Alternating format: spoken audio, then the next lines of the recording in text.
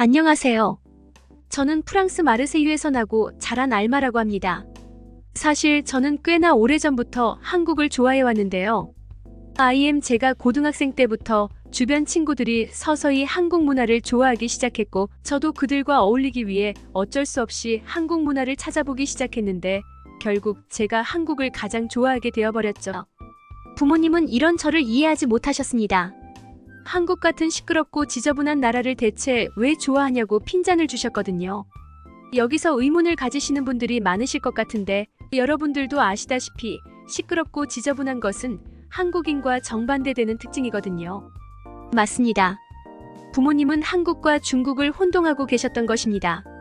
그도 그럴 것이, 마르세유에 거주하거나 관광 오는 중국인들은 한국인과 일본인 관광객보다 압도적으로 많았고, 이곳에서 디저트 카페를 운영하고 계신 부모님께서는 동아시아인들의 외모나 언어를 구분하시기엔 너무 늙어버리셨죠. 그저 차분한 억양의 언어를 구사하는 한국인은 조용한 중국인, 키가 작고 왜소한 일본인들은 작은 중국인으로 구분하실 뿐이었습니다. 그리고 중국인들의 매너는 정말 상상을 초월했기 때문에 부모님은 늘 스트레스를 받아 하셨죠. 그들은 대부분 불어는커녕 영어조차 한마디 못했는데 자꾸만 중국어로 주문을 하려고 했거든요.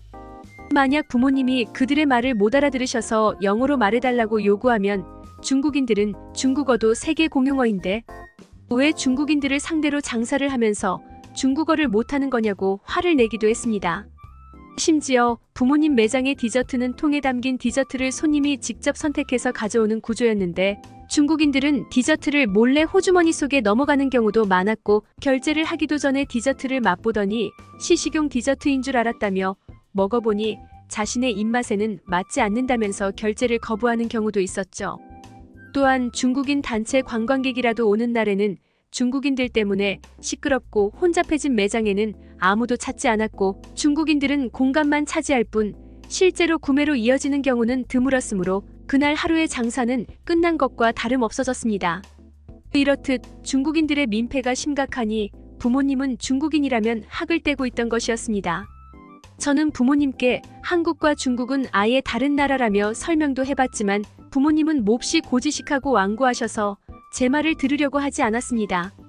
그러던 중 저는 정말 제 삶을 송두리째 뒤흔드는 일을 겪게 되었습니다. 저는 데이트 앱으로 어떤 한국인 남성과 친해지게 되었고, 자신을 진수라고 소개한 그는 마르세유에서 한 달 동안 살 예정인데 저와 언어 교환하고 싶다고 말했습니다. 이건 정말 좋은 기회였습니다. 한국 문화를 좋아하는 저로서 한국어는 정말 배워보고 싶은 언어였는데 한 달 동안 한국인 친구까지 사귈 수 있다니, 이건 정말 마다할 이유가 없었죠. 그리고 그렇게 만난 진수 씨의 모습은 놀라웠습니다. 왜냐하면 저는 한국 드라마에서나 보던 키가 크고 체구가 큰 한국인들의 모습은 어느 정도 과장이 있을 거라 생각했었는데, 실제로 그들과 인접한 일본과 중국만 봐도 사람들의 키가 작고 왜소한 경우가 많기 때문이죠. 하지만 실제로 본 한국인은 정말로 드라마에서 보던 것처럼 키가 엄청나게 크고 체격도 좋더군요. 그는 정말 웬만한 프랑스 남성들을 전부 압도했습니다. 어쨌든 그렇게 저는 첫인상부터 호감이었던 진수 씨와 함께 서로의 언어도 배우고 놀러도 다니며 꿈만 같은 시간을 보냈습니다. 그는 언어 습득 능력이 눈에 띄게 좋거나 하지는 않았지만 확실히 발음만은 정말 놀라웠는데요. 웬만한 외국인들은 불어 발음을 어려워하는 경우가 많은데 한국인만은 굉장히 유창한 발음을 구사했죠. 그리고 진수 씨는 정말 한국어 선생님 수준으로 제게 어려운 한국어를 쉽게 알려줬는데요. 알고 보니 진수 씨는 요리사 출신으로 한국에서 쿠킹 클래스를 운영하다가 휴식을 위해 프랑스를 찾았다고 하더군요. 역시 누군가를 가르쳐본 경험이 있어서 그런지 그의 수업 능력은 정말 탁월했습니다. 그렇게 저희는 점점 친해졌고, 그가 떠나기로 한 날이 되었을 때 저는 너무 속상해서 진수 씨 앞에서 엄청나게 울어버렸습니다. 그러자 그는 저를 위해 마르세유에서 조금 더 머물겠다고 하더군요. 같이 있는 시간이 늘어날수록 저희는 점점 깊은 관계로 발전해 나갔고, 그인의 한국으로 함께 여행 가자는 약속까지 하게 되었을 때 저는 제 몸이 뭔가 이상하다는 것을 느끼게 되었습니다. 맞습니다. 저는 정말 생각지도 못했던 임신을 해버린 것이었죠.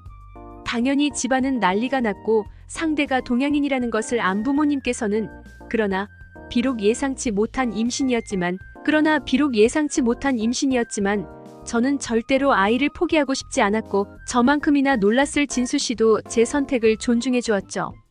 저는 아이를 지우라고 소리를 치던 부모님을 피해서 진수 씨가 묵던 에어비앤비 숙소에서 살아야 했는데요. 진수 씨는 그동안 한국에서 일하며 모아둔 돈이 조금 있다며 자신이 어떻게든 책임질 테니 걱정 말라고 말해주었습니다.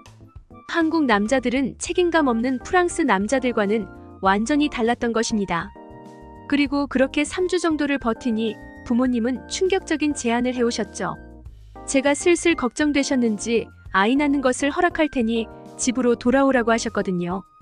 그리고 진수 씨가 어떤 사람인지 알아야겠다며 그와 결혼까지 할 생각이라면 최소 1년은 부모님 집에서 함께 살아야 한다고 말씀하셨습니다.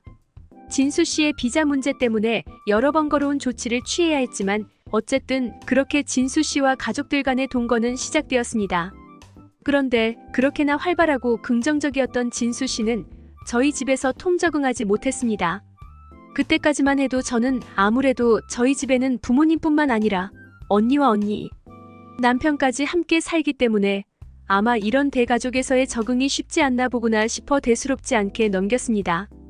그러나 한국인은 자신들이 그렇게나 싫어하던 중국인과 비슷한 민족이라고 생각했던 제 가족들이 진수 씨의 부족한 불어 실력을 비아냥대고 진수 씨 앞에서만 일부러 어려운 단어를 골라 쓰는 등 위화감을 조성했기 때문이었다는 사실을 뒤늦게 알고 정말 엄청난 분노를 느끼게 되었죠.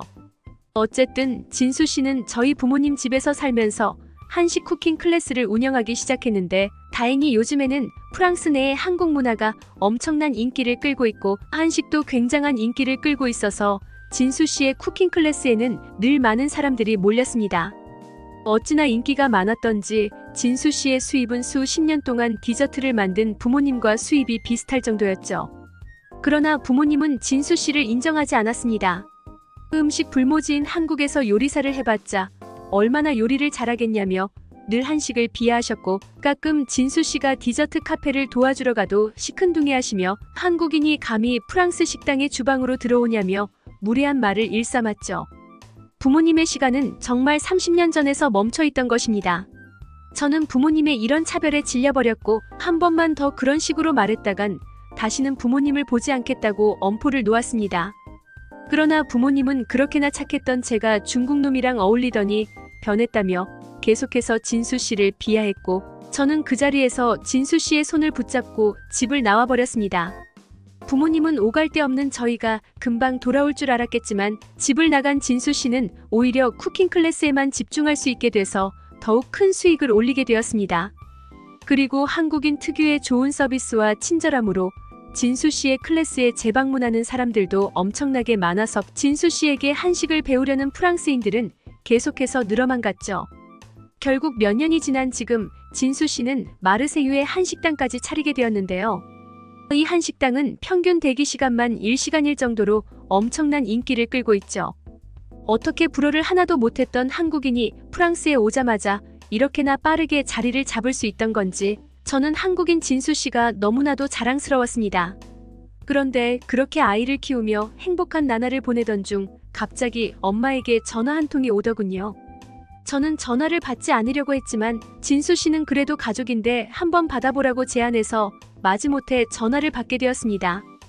그리고 그렇게나 진수 씨를 못 잡아먹어 안달이었던 엄마는 제발 집에 돌아와주면 안 되겠냐고 애원을 하더군요. 알고 보니 이랬습니다. 부모님 집에서 살 때 착한 진수 씨는 연로하신 부모님에게 집안일을 시킬 수는 없다며 설거지나 집안 청소를 도맡아서 했고 건물이 낡아서 매년 유지보수가 필요한 저희 집의 수리를 도맡아서 해왔죠. 그리고 한국에서는 가족끼리 당연한 거라면서 가끔은 부모님께 용돈도 드리고 자신의 일도 바쁜데 부모님 일을 도와주기까지 했습니다. 하지만 이렇게 가족을 위해 헌신하던 진수 씨가 떠나버리자 집안은 그야말로 대혼란에 빠졌다고 했습니다. 그동안 진수 씨의 빠른 손놀림과 게으름 피우지 않는 성실함 덕분에 디저트 물량을 감당할 수 있었고 진수 씨의 다부진 체격 덕분에 그나마 중국인들이 통제에 잘 따르곤 했지만 진수 씨가 사라지자 이제 힘도 약해지고 손도 느려진 노쇠하신 부모님은 더 이상 그 많은 중국인들을 감당할 수 없었고 결국 디저트 카페는 중국인들에 의해 난장판이 되었다고 했습니다. 심지어 언니의 백수 남편은 부모님 집에 얹혀 살면서도 부모님의 일손을 돕지도 않았고 집안일조차 일절 돕지 않으면서 늘 부모님과 언니에게 용돈을 달라며 위협했고 결국 화를 내시는 부모님께 폭력을 휘두르기까지 해서 현재 감옥에 갔다고 했습니다. 그리고 진상 중국인 관광객을 통제하려다가 그만 인파에 휩쓸려 허리를 다치신 아빠는 오래된 집에 지붕에 하자가 생겨 비가 오면 물이 줄줄 새는데도 아직도 고치지 못하고 있다고 했는데요. 그간 알게 모르게 가족을 위해 희생했던 진수 씨가 없어지니 그 빈자리는 너무나도 컸던 것입니다. 착한 진수 씨는 그래도 가족인데 한 번만 용서해주자고 하지만 저는 아직 잘 모르겠습니다. 부모님이 진수 씨를 무시하던 장면은 아직도 생생하게 기억나고 그것만 생각하면 진수 씨에게 너무나도 미안해지거든요. 한국인과 가족을 이루게 된 프랑스 여성의 사연이었습니다. 여러분들의 구독과 좋아요, 알림 설정은 영상 제작에 큰 힘이 됩니다. 듣기 주셔서 감사합니다. 오늘의 영상은 이게 전부입니다. 모두가 건강하길 바랍니다.